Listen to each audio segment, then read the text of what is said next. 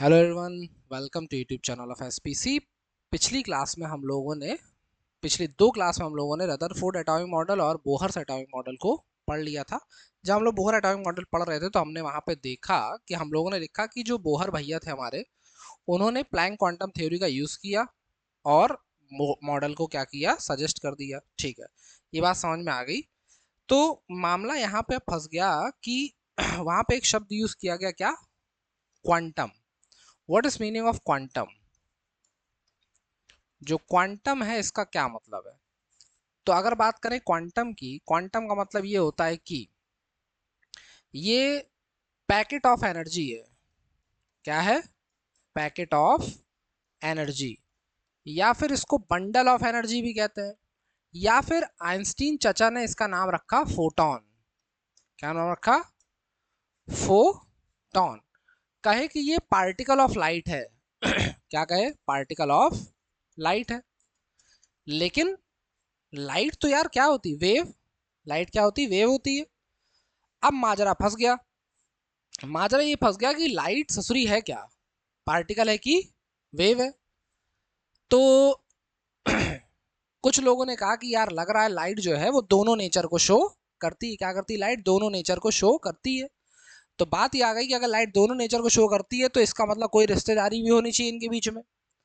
तो de Broglie आए। De Broglie ने कहा कि चलो हम कुछ ट्राई करते हैं। तो आ गई डी ब्रोगली इक्वेशन। तो इनके नाम की स्पेलिंग ऐसी लिखी जाएगी, ये जिस देश में रहते हैं वहां पे सिस्टम यही चलता है, डी ब्रोगली इक्वेशन।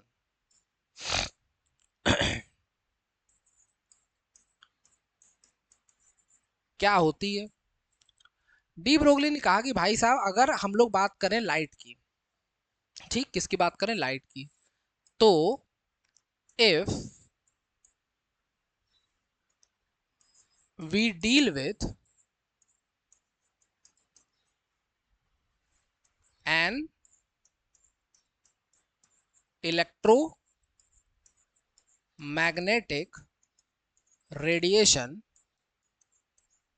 ओ बड़ी खतरनाक स्पेलिंग लिख दी रेडिएशन की हमने, ज्यादा भावुक हो गए। Radiation then energy of photon. ध्यान से देखना, एनर्जी ऑफ फोटोन। अब एनर्जी ऑफ फोटोन को हम लोग दो तरीके से बताएंगे। एक बताएंगे प्लैंक क्वांटम थ्योरी से, दूसरा बताएंगे किससे? एक बताएंगे प्लैंक क्वांटम थ्योरी से, दूसरा बताएंगे आइंस्टीन के मास एनर्जी इक्विवेलेंस रिलेशन से। तो जो प्लैंक क्वांटम थ्योरी थी वो क्या कहती है? ई इक्वल्स टू क्या होता है? H new. जबकि आइंस्टीन का जो मास एनर्जी इक्विवेलेंस रिलेशन है वो कहता है ई इक्वल्स टू क्या होता है? M C square. ठीक। तो क्या बोलेंगे हम लोग कि energy of photon according to Planck's Planck's quantum theory. Planck's quantum theory क्या होगा? E इक्वल्स टू, क्या हो गया ये आज, E इक्वल्स टू क्या होता है? H new. What is new? New is the frequency of electromagnetic radiation and what is H? H is the Planck's constant. इसको बगल में बता देंगे। न्यू क्या है? फ्रीक्वेंसी है। और H क्या है? प्लैंक्स कांस्टेंट, जिसकी वैल्यू हम लोग को पता है क्या होती है? 6.6 इंटू 10⁻⁻34 जूल सेकेंड। तो ये हो गया प्लैंक क्वांटम थ्योरी से क्या निकाल दिया हम लोगों ने? एनर्जी। अब निकालेंगे मास एनर्जी इक्विवेलेंस रिलेशन से। And according to mass energy equivalence relation क्या होगा? ये होता है E equals to M C square. What is M? M is moving mass of photon, क्योंकि रेस्ट मास ऑफ फोटोन क्या होता है? जीरो। तो इसको m क्या होता है? मूविंग मास ऑफ फोटोन, या फिर इसको रिलेटिविस्टिक मास ऑफ फोटोन भी कह सकते हैं। जब बड़े हो जाएंगे तो रिलेटिविस्टिक मास ऑफ फोटोन कहेंगे। बड़े का मतलब जब ग्रेजुएशन में आ जाएंगे तब। ये क्या है, what is C, C is velocity of electromagnetic radiation और वेलोसिटी ऑफ लाइट, क्योंकि लाइट क्या है, इलेक्ट्रोमैग्नेटिक रेडिएशन ही तो है। तो ये बन गया इक्वेशन नंबर 2, 1 नहीं 2। अब इक्वेशन 1 अपने पास है, इक्वेशन 2 है, दोनों क्या है, एनर्जी ऑफ फोटोन है। तो इसका मतलब दोनों क्या होनी चाहिए, सेम होनी चाहिए। या सीधे सीधी बात करो कि अगर x बराबर y, x बराबर z, तो y बराबर z। तो using equation 1 and 2 what we get, using equation 1 and 2 we get, हम लोग को मिल रहा है कि उसका LHS क्या, RHS क्या था, h न्यू, इसका RHS क्या है, mc स्क्वायर। तो अगर h न्यू है, mc स्क्वायर है, तो बात आई कि यार क्या करें, हमें पता है कि फ्रीक्वेंसी इनटू वेवलेंथ क्या होती, velocity of light. Frequency into wavelength क्या होती, वेलोसिटी ऑफ लाइट। तो यहां से न्यू की वैल्यू c बाई लैम्डा हम यहां पुट कर देते हैं।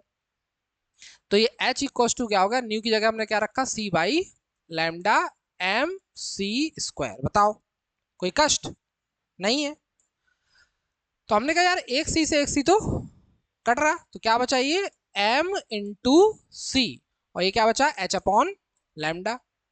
ठीक है, अब एक बात बताओ, जब हम लोग छोटे बच्चे थे, बड़ी शरारत करते थे, तो हम लोगों ने सुना था कि लीनियर मोमेंटम क्या होता है।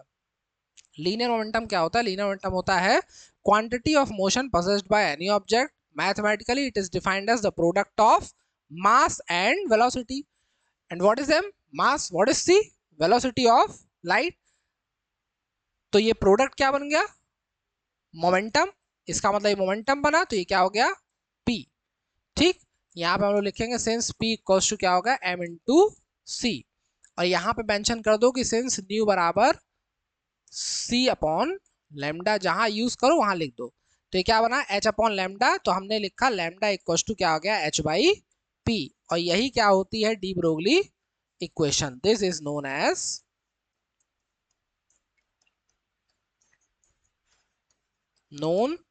As de Broglie equation. बताओ कोई कष्ट। अब एक बात बताओ कि what is lambda, lambda is wavelength, and what is p, p is linear momentum, wavelength is possessed by wave, and linear momentum is possessed by any particle having some mass। Clear cut matter है। तो ये particle nature को justify कर रहा, ये किसको justify कर रहा, वेव नेचर को जस्टिफाई कर रहा, और ये दोनों एक इक्वेशन में आ गए। इसका मतलब ये डुअल नेचर ऑफ रेडिएशन को जस्टिफाई कर रहे हैं। डुअल नेचर ऑफ रेडिएशन माने रेडिएशन का दोनों नेचर है, जरूरत पड़ने पे वो पार्टिकल नेचर की तरह बिहेव कर रहा होगा, और जरूरत पड़ने पे वेव नेचर की तरह बिहेव कर रहा होगा। क्लियर कट मैटर है, ये बात समझ में आ गई अच्छे से ना।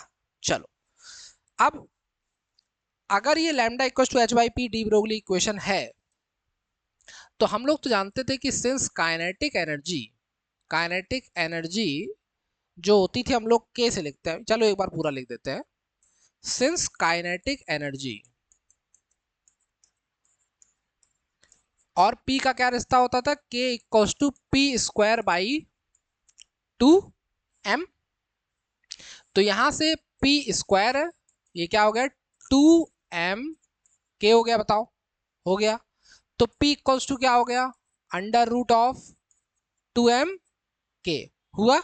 तो therefore lambda equals to क्या था, h बाई पी, तो h बाई क्या हो गया, अंडर रूट 2m K। बताओ हुई।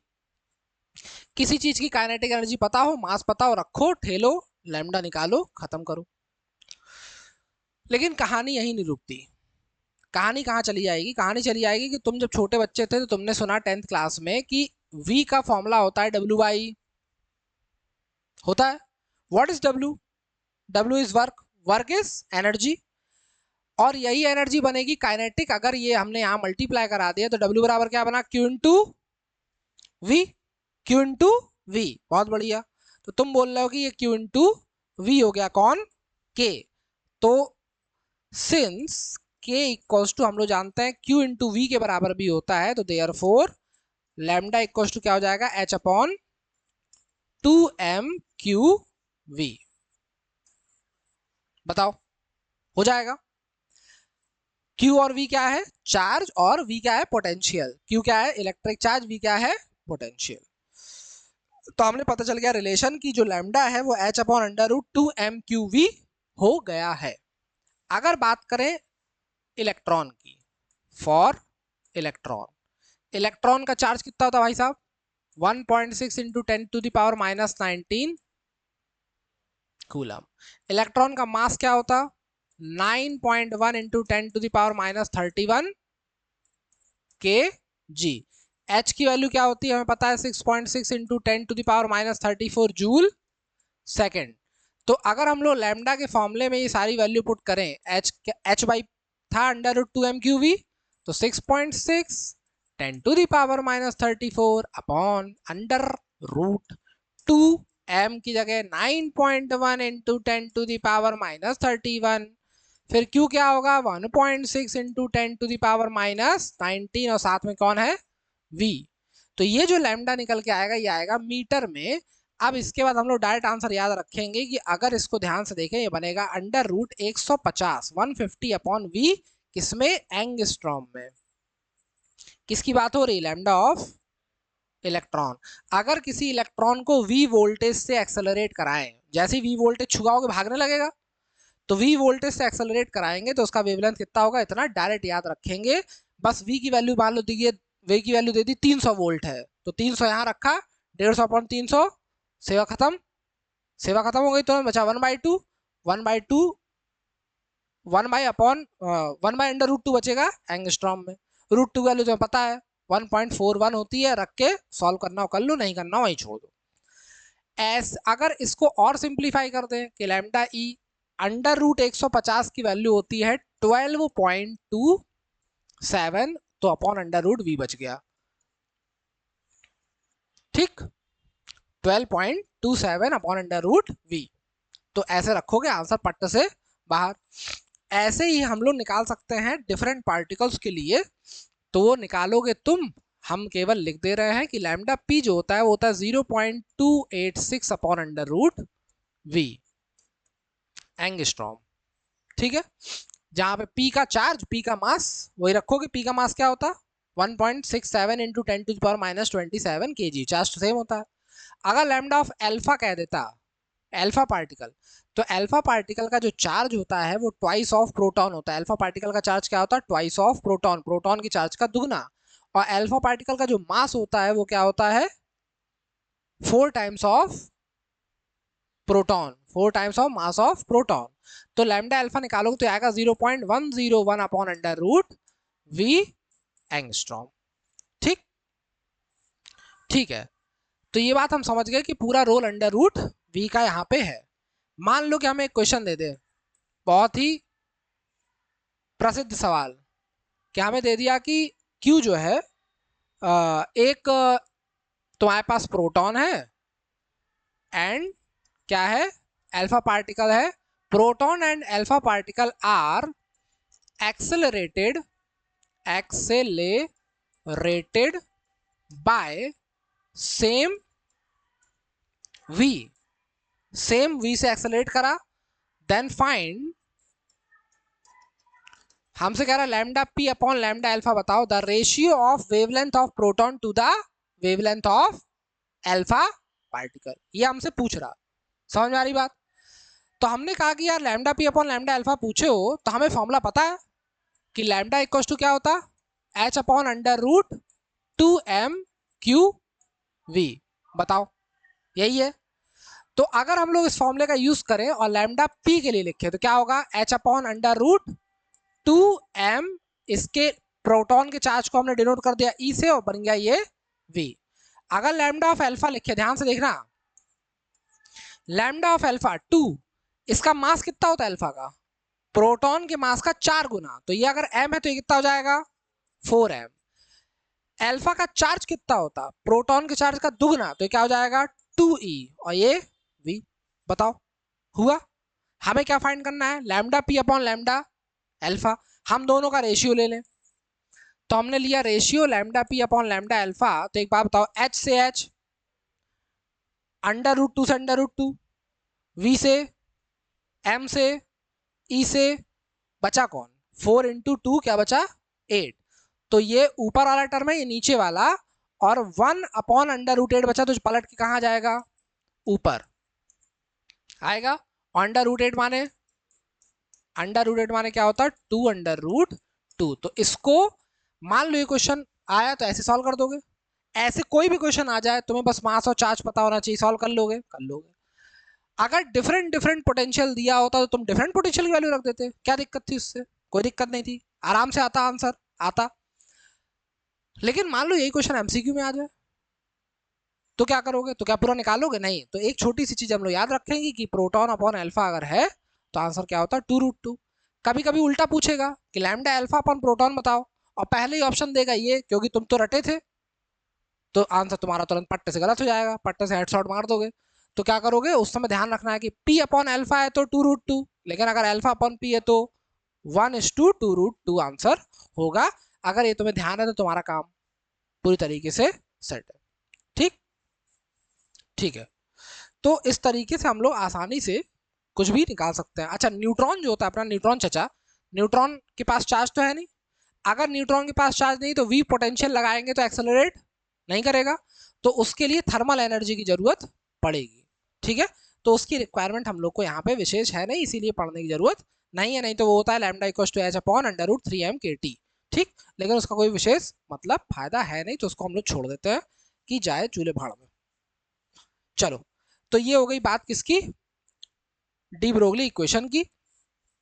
मान लो तुमसे किसी पार्टिकल का वेवलेंथ ऐसे ही पूछ लेता कि कोई चार्ज पार्टिकल है और जिसका चार्ज मान लिया हमने दे दिया तुमको कि है, या ऐसे एक क्वेश्चन दूसरा बनाते हैं, लैम्डा और मोमेंटम का रिलेशन, कि एक चार्ज पार्टिकल है जो पहले वेलोसिटी v1 से चल रहा था जो कि v थी, अब उसकी वेलोसिटी हो गई दुगनी 2v। पहले जिस वेलोसिटी से चल रहा था वो थी v, अब अपनी वेलोसिटी की दुगनी वेलोसिटी से चल रहा है। लेकिन पहले उसका मास जो था वो था m, और अब मास क्या हो गया है? अब मास दूसरी सिचुएशन में उसका मास क्या हो गया है? m/2। उसका मास हमने आधा कर दिया। या तो ऐसे मान सकते हो कि एक पार्टिकल है जिसकी वेलोसिटी v है, दूसरा पार्टिकल है जिसकी वेलोसिटी 2v है, और एक पार्टिकल इसका मास m है, दूसरा पार्टिकल जिसका मास m/2 है, तो उसकी वेवलेंथ का रेशियो क्या होगा? ये हमसे पूछ लिया। तो हमने कहा यार ये तो सस्ता, मजबूत एवं टिकाऊ सवाल है हमारे लिए। लैम्डा इक्वल टू क्या होता है अपने लिए? h/p। What is p? p is linear momentum. Linear momentum is mass into velocity. तो h क्या है? कांस्टेंट। h कांस्टेंट है तो λ1/λ2 करेंगे तो ये दोनों कहाँ है? नीचे। तो λ1 वाले आएंगे नीचे, m1 v1, λ2 वाले ऊपर, m2 v2। अब λ1/λ2 चाहिए। उसने कहा कि m2 ससुरा कौन है? m/2। m/2 v2 कौन है? 2v। और मास कौन है पहले वाले का? m। पहले वाले की वेलोसिटी v। तो m ने m को, v ने v को 2 ने 2 को लपेट दिया, बचा कौन? 1। इसका मतलब λ1/2 क्या है? 1:1। माने जितना वेवलेंथ पहले था उतना ही वेवलेंथ दूसरे वाले पार्टिकल का भी होगा। जितना वेवलेंथ पहले पार्टिकल का उतनी वेवलेंथ दूसरे पार्टिकल का भी है। बात समझ में आई? इतनी सी बात है और कुछ नहीं। ऐसे ही कुछ भी सवाल बनाता जाए वो, तुम्हें टेंशन लेने की जरूरत नहीं है। मान लो कि उसने कह दिया कि कोई पार्टिकल है जिसका काइनेटिक एनर्जी सेम है, लेकिन एक है m1 जिसका मास तुमको दे दिया उसने m, दूसरा दे दिया m2 जिसका मास दे दिया 3m, और बोल रहा कि दोनों की जो काइनेटिक एनर्जी है वो क्या है? सेम है। काइनेटिक एनर्जी सेम है। अगर मास अलग अलग है तो काइनेटिक एनर्जी सेम कब होगी? जब दोनों का वेलोसिटी भी अलग अलग होगी। उसी हिसाब से वेलोसिटी घट या बढ़ जाएगी। तो तुमसे कह रहा है कि लैम्डा 1 अपॉन लैम्डा 2 निकालो। हमने कहा कि यार हमें तो पता है एच इक्वल टू क्या, लैम्डा इक्वल टू क्या होता है H by P, lambda equal to क्या होता है एच बाई पी, और पी क्या होता है अंडर रूट 2m के। अब तुम कह रहे हो कि काइनेटिक एनर्जी सेम है, ये सेम है, ये कांस्टेंट है, ये कांस्टेंट है, तो बचा कौन m। इसका मतलब इस सिचुएशन में लैम्डा 1 अपॉन लैम्डा 2 क्या बन गया अंडर रूट लगा है, लैम्डा 1 के साथ प्रोपोर्शनलिटी कैसी है इनवर्सली नीचे है, तो ये क्या हो जाएगा m1, ऊपर क्या हो जाएगा m2। अब वो कह रहा है कि m2 ससुरा कितना है 3m है, m1 कितना है m है, अंडर रूट लगाओ, m से m लपेटा, क्या बचा अंडर रूट 3। बताओ क्या कष्ट है इस सवाल में, कोई कष्ट है नहीं। तो कितनी आसानी से हम लोग इसके क्वेश्चन को कर ले रहे हैं। तो डी ब्रोगली इक्वेशन के बारे में दोबारा से हम लोग रिव्यू लेते हैं। डी ब्रोगली इक्वेशन जो थी वो क्यों आई, चलो डी ब्रोगली इक्वेशन इसलिए आई किसको बताने की, ये डुअल नेचर ऑफ EMR को बताने के लिए आई। होती क्या है lambda equal to H by P, हमने फाइंड कैसे किया, ई बराबर एच न्यू लगाया, ई बराबर एम सी स्क्वायर लगाया, दोनों को बराबर किया, न्यू की वैल्यू सी अपॉन लैम्डा रखी, सी से सी काटा, एम इंटू सी को पी रखा, lambda equal to H by p आ गया। पी क्या होता है अंडर रूट 2m के, उसको रखा, के की जगह जरूरत पड़ने पे क्यू वी रखा, तो lambda equal to H upon under root 2m q v आ गया। इलेक्ट्रॉन के लिए निकाला तो 12.27 upon under root v, proton के लिए निकाला तो 0.286 upon under root v, alpha के लिए निकाला तो 0.101 अपॉन अंडर रूट वी, सब एंगस्ट्रॉम में फाइंड आउट हमने कर लिए। और ये क्या है वेवलेंथ है, ये क्या है मोमेंटम। अगर दोनों की बात हो रही है तो ये किसके कौन पोजेस करता है वेव, ये कौन पोजेस करता पार्टिकल। इसका मतलब कि एक ऐसी इक्वेशन है जो वेव नेचर और पार्टिकल नेचर को कहीं ना कहीं जोड़ने का काम कर रही है। इसीलिए डुअल नेचर ऑफ रेडिएशन का के लिए क्या एक इक्वेशन बना दी किसने, डी ब्रोगली ने, जो फेमस है हमारे पास किस नाम से, डी ब्रोगली इक्वेशन के नाम से। बताओ कोई दिक्कत इसमें, आ रहा सब पक्का ना। तो कोई भी क्वेश्चन अब तुमको दे दे, मान लो कि तुमको होमवर्क में हमने दे दिया कि भाई साहब कि अगर एक इलेक्ट्रॉन है, एक क्या है अपने पास इलेक्ट्रॉन है, एक प्रोटॉन है, ये दोनों सेम वी से एक्सेलरेट किए गए। एक बार हमने तुम्हें दे दिया इलेक्ट्रॉन है अल्फा है, दोनों सेम पोटेंशियल से एक्सेलरेट किए गए, तो दोनों का लैम्डास का रेशियो फाइंड आउट करके लेके आओगे। ठीक, बताओ कोई कष्ट नहीं है, बहुत सुंदर, कोई कष्ट नहीं है। तो चलो ये हो गया डी ब्रोगली इक्वेशन। अब हम लोग मिलेंगे अपने नेक्स्ट लेक्चर में फोटो इलेक्ट्रिक इफेक्ट के साथ। तब तक पढ़ते रहे, रिवाइज करते रहे। जय हिंद, जय भारत।